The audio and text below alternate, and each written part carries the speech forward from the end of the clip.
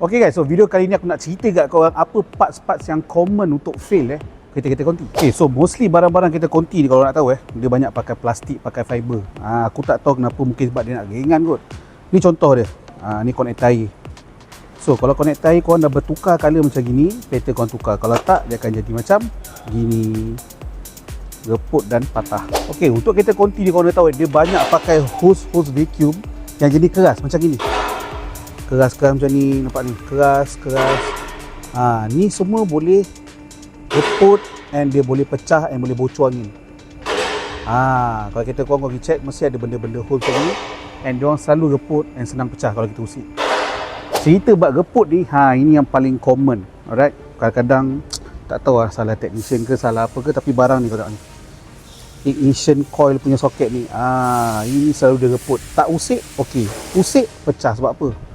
Kalau kau tanya aku, dia dalam enjin dia panas. So plastik dalam panas. Dia bila kita pegang krap keropok.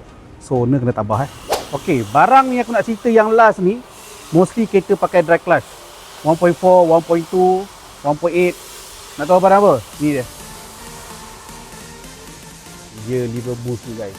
Benda ni kalau dah pecah, silap-silap kau tak boleh start kereta, kau tak boleh masukkan gear.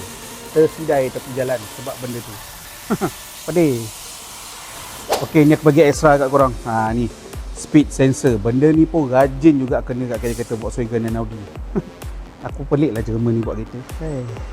So, kalau korang ada masalah kereta konti korang, kau dah tahu nak datang mana kan, mestilah datang Volkswagen Garage Station 16 Syaklam. Kalau kau tak tahu, kau pergi kat bio, kau tekan link confirm kau sampai. Ingat, jangan lupa like, comment, follow, and share. Tekan button subscribe. Apa kereta laju? Maintenance ke depan tu. Ciao.